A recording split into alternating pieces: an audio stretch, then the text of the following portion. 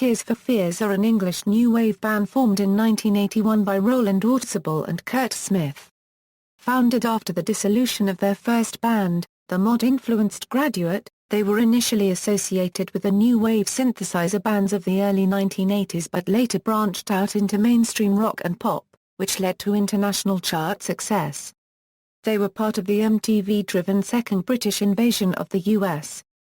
Their platinum-selling debut album, The Hurting, reached #1 on the UK Albums Chart, while their second album, Songs from the Big Chair, reached #1 on the US Billboard 200, achieving multi-platinum status in both the UK and the US. Their second album contained 2 Billboard Hot 100 #1s, Shout, and Everybody Wants to Rule the World, the latter winning the Brit Award for Best British Single in 1986. Following the release of their third platinum-selling album, The Seeds of Love, Smith and Orzabal parted company in 1991, though Orzabal retained the Tears for Fears name throughout the remainder of the 1990s. The duo reformed in 2000, and released an album of new material, Everybody Loves a Happy Ending, in 2004. As of 2013, the duo are working on their 7th album. To date, Tears for Fears have sold over 30 million albums worldwide, including more than 8 million in the US. Career, formation: Orzabal and Smith met as teenagers in the city of Bath, Somerset, in southwest England. The duo became session musicians for the band Neon, where they first met future Tears for Fears drummer Manny Elias. Neon also featured Pete Byrne and Rob Fisher, who went on to become Naked Eyes. Smith and Orzabal's professional debut came with the band Graduate, a mod revival new wave act. In 1980, Graduate released an album, Acting My Age, and a single Elvis Should Play Scar. The single just missed the top 100 in the UK, though it performed well in Spain and in Switzerland. By 1981, Orzabal and Smith were becoming more influenced by artists such as Talking Heads, Peter Gabriel and Brian Eno. They departed from Graduate and formed a band called History of Headaches, which they soon changed to Tears for Fears. The plan was for Orzabal and Smith to form the nucleus of the group and bring in surrounding musicians to help them complete the picture. The band's name was inspired by Primal Therapy, developed by the American psychologist Arthur Janov, which gained tremendous publicity after John Lennon became Janov's patient in 1970. In a 2004 interview with VH1 UK, Orzabal and Smith said that when they finally met Janov in the mid-1980s, they were disillusioned to find that he had become quite Hollywood, and wanted the band to write a musical. Tears for Fears were signed to Phonogram Records, UK in 1981 by A&R manager Dave Bates. Their first single as Tears for Fears, Suffer the Children, was released on that label in November 1981, followed by the first edition of Pale Shelter in March 1982, though neither of these releases were successful. The Hurting and first international successes, the band achieved their first taste of success with their third single, Mad World, which reached #3 in the UK in November 1982. Their first album, The Hurting, was released in March 1983. For this LP, keyboardist and composer Ian Stanley and drummer Manny Elias were considered full band members, though Smith and Orzabal were still essentially the frontman and public face of the band. The album, produced by Chris Hughes and Ross Cullum, showcased guitar and synthesizer-based songs with lyrics reflecting Orzabal's bitter childhood. The Hurting may be considered Tears for Fears' only true concept album, as references to emotional distress and primal scream therapy are found in nearly every song. The album itself was a big success and had a lengthy chart run in the UK, where it reached #1 in platinum status. It also reached the top 20 in several other countries and yielded the international hit singles Mad World, Change, and a re-recorded version of Pale Shelter.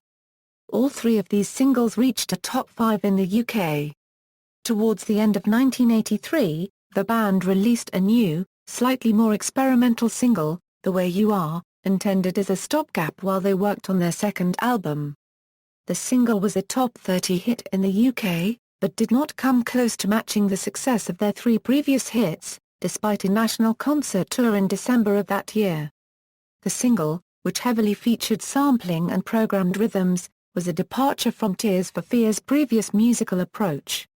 In the liner notes to their 1996 B-sides compilation album Saturnine Marshall and Lunatic, they wrote that this was the point we realized we had to change direction, although the somewhat experimental style of the single continued to be reflected in their forthcoming B-sides. Songs from the Big Chair and Worldwide Fame. In early 1984, they began working with a new producer, Jeremy Green, on their new single Mother's Talk. However, the band were ultimately unhappy with the results, and so producer Chris Hughes was brought back into the fold and the Mother's Talk single reproduced for release in August 1984. A departure from their earlier works, the single became a top 20 hit in the UK, but it was the follow-up single Shout that was the real beginning of the band's international fame. Shout, a top 5 UK hit, paved the way for their second album, Songs from the Big Chair, which entered the UK album chart at number 2 and remained in the upper reaches of the chart for the next 12 months.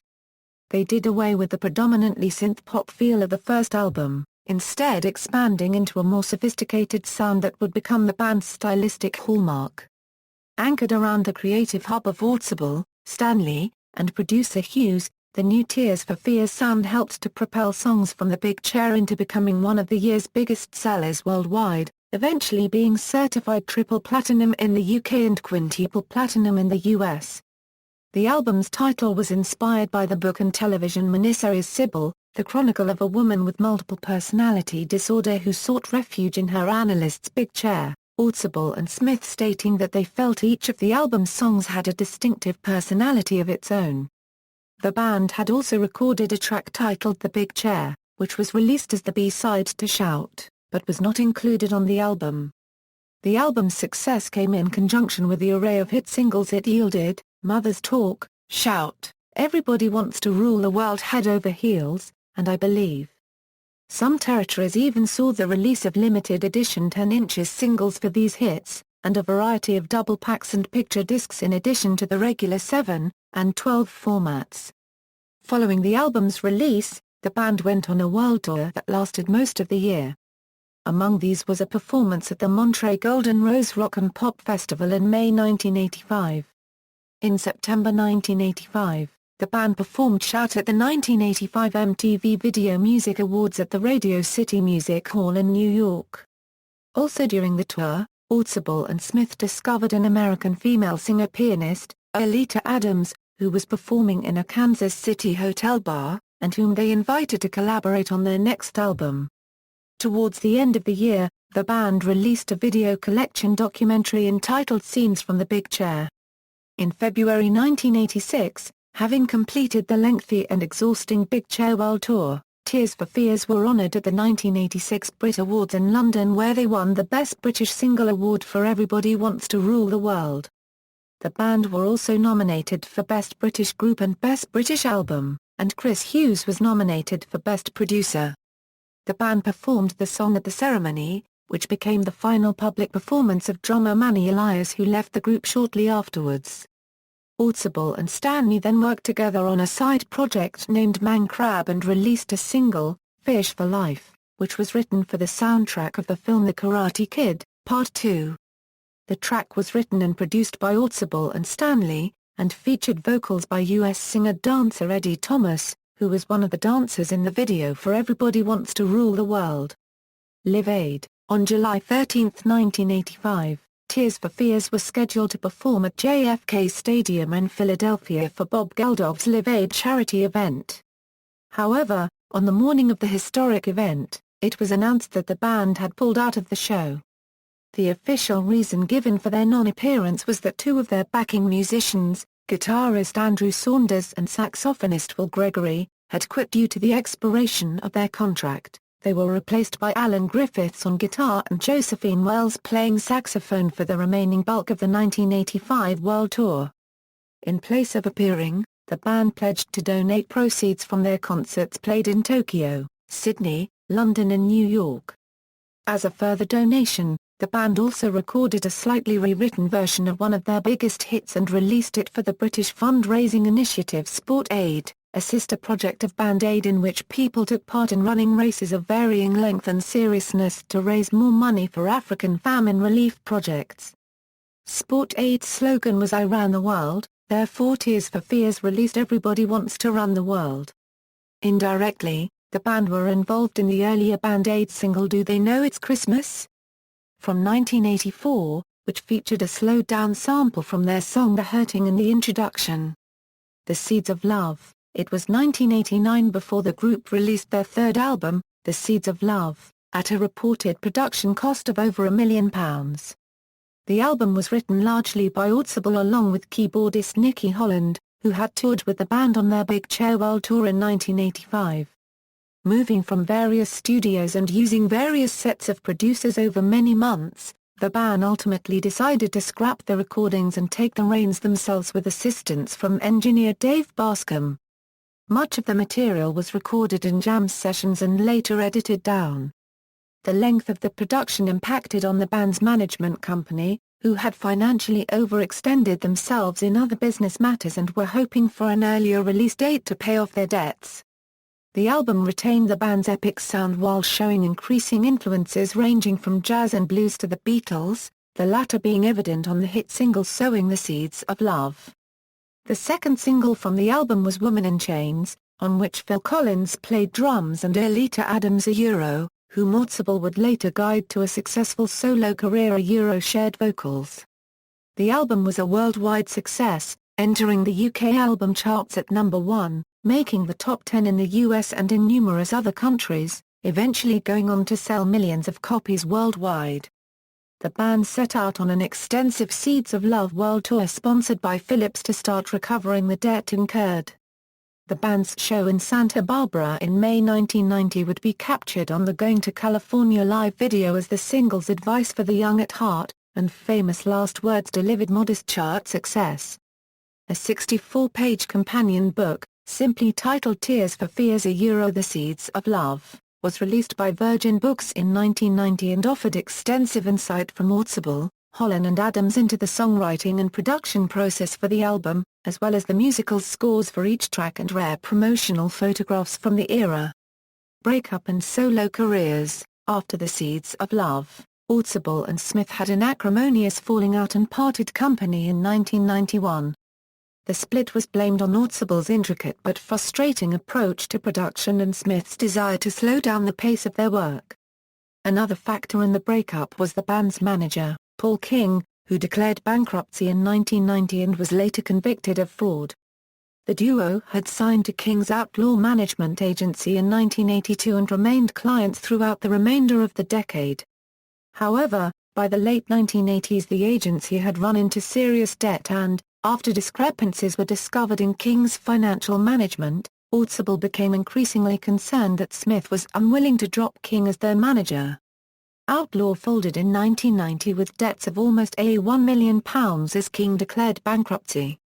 In 2004, following fraudulent activities with his other businesses, King was prosecuted for fraud and imprisoned for 3.5 years, as well as being disqualified from being a company director again for 10 years. Following Smith's departure, Orzabal kept the band name alive by releasing the 1992 hit single Laid So Low. The single was released to promote the band's greatest hits collection Tears Roll Down, which featured every single to reach the top 20 either in the UK or internationally, apart from the Sport Aid fundraiser. The album peaked at number 2 in the UK and has since been certified double platinum. Smith relocated to New York City, and in 1993 he released his first solo album, Soul on Board. The album was a commercial failure and Smith himself has said on numerous occasions that he despised it, alleging that he only made it to fulfill his recording contract. In 1995 he met local songwriter and producer Charlton Pettus. The two formed a self-described organic partnership, writing simple, melody-based songs and recording them at home on vintage analog equipment. The result was released in 1997 under the name Mayfield and a short US tour followed.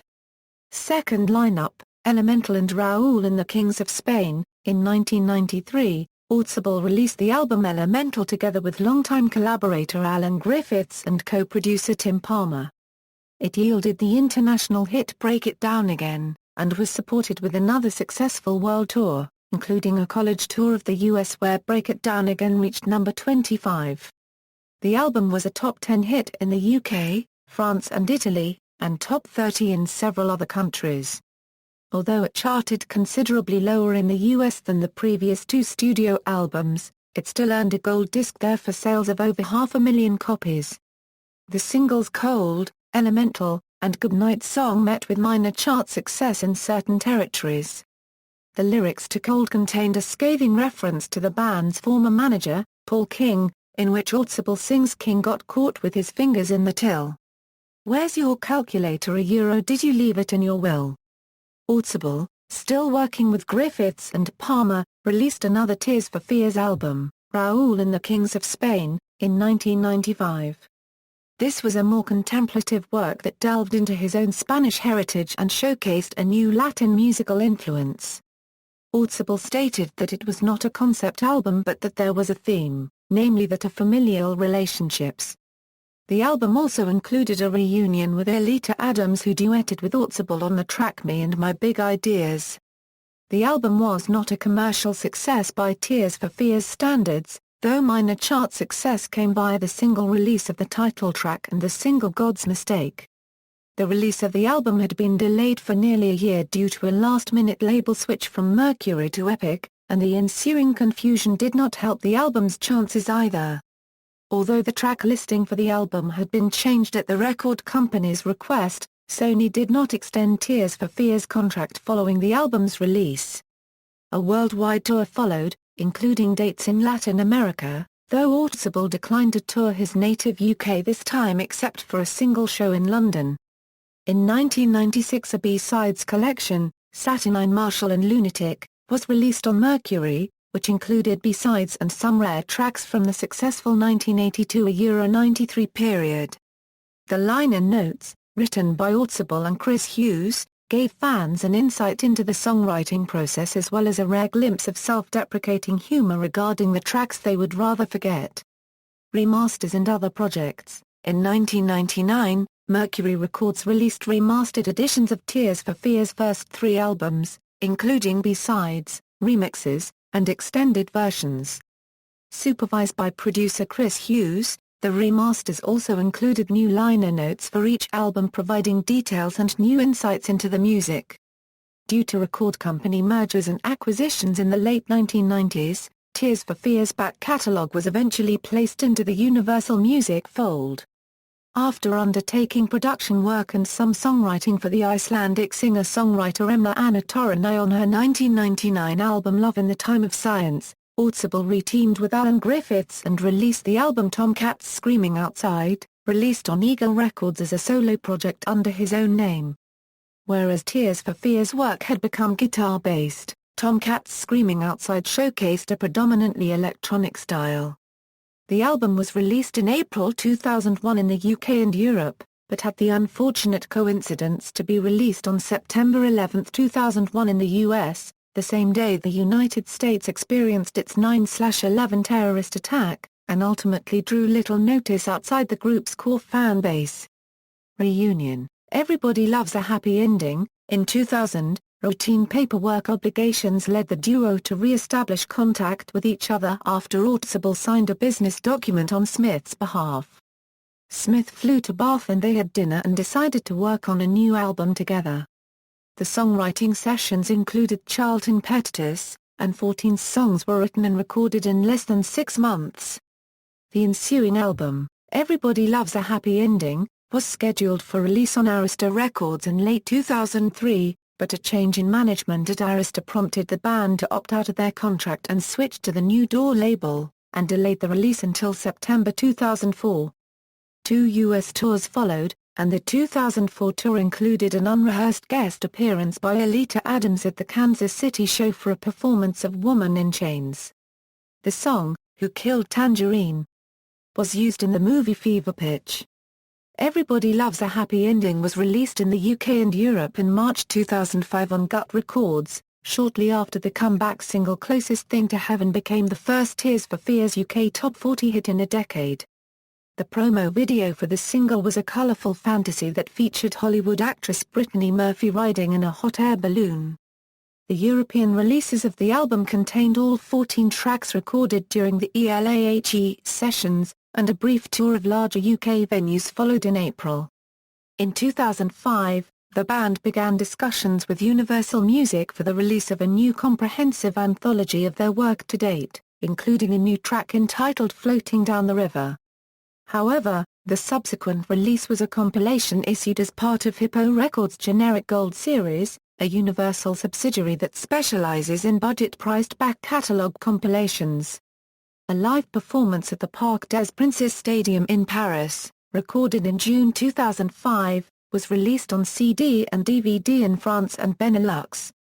Entitled Secret World Live in Paris, it was released on the 13 Bis label in early 2006 and became a bestseller, with over 70,000 physical copies sold in addition to downloads. The CD contained the aforementioned new studio song, Floating Down the River, and a remastered Curt Smith Mayfield track, What Are We Fighting For? The relationship with 13 Bis proved so successful that Smith chose the comparatively small French label to release his 2007 solo album, Halfway Pleased. In 2006, Songs from the Big Chair was reissued again by Universal Music, this time as a 2-disc deluxe edition with additional B-sides and rarities added, expanding further than the 1999 remastered version. The release did not include the lyrics as the band had intended with the original release, but came with a 24-page booklet including rare photographs and newly written liner notes.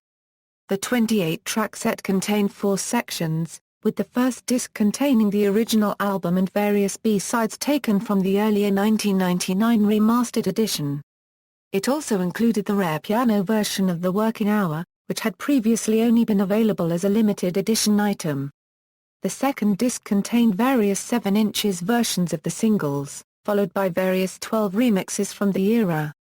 In August 2009, the Raoul and the Kings of Spain album was also reissued by Cherry Pop Records, featuring 7 bonus B-side tracks from the time of its original release. 2010 A Euro Present. In April 2010, Tears for Fears joined the reformed 80s pop group Spandau Ballet on their 7-date tour of Australia and New Zealand, before a 4-date headlining tour of their own in Southeast Asia and a 17-date tour of the USA. The band continued to perform small-scale tours on an annual basis. In 2011 and 2012, he played dates in the US, Japan, South Korea, Manila and South America. In May 2013, Smith confirmed that he was writing and recording new Tears for Fears material with Orzabal and Charlton Petitas. 4 songs were worked on in the UK at Orzabal's home studio, Neptune's Kitchen, in April 2013. Further work on a new Tears for Fears album commenced in LA in July 2013. According to Orzabal, they have been producing more dark, dramatic pieces of music. There's one track that's a combination of Portishead and Queen. It's just crazy, Orzabal stated.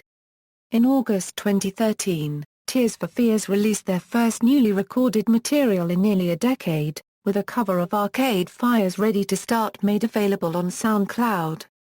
In 2014, the track was included on a limited edition 3-track 10" vinyl EP from the band called Ready Boys and Girls, released exclusively for Record Store Day, which also featured covers of Hot Chip's Boy from School, and Animal Collective's My Girls. All 3 songs were recorded while the band worked on their 7th studio album. To commemorate the 30th anniversary of the band's debut album The Hurting, Universal Music reissued it in October 2013 in 2 deluxe editions. Personnel, discography. The Hurting, Songs from the Big Chair, The Seeds of Love, Elemental, Raoul and the Kings of Spain, Everybody Loves a Happy Ending. See also, List of Billboard #1 singles, List of artists who reached #1 in the United States, List of Billboard #1 dance hits, List of artists who reached #1 on the US dance chart. References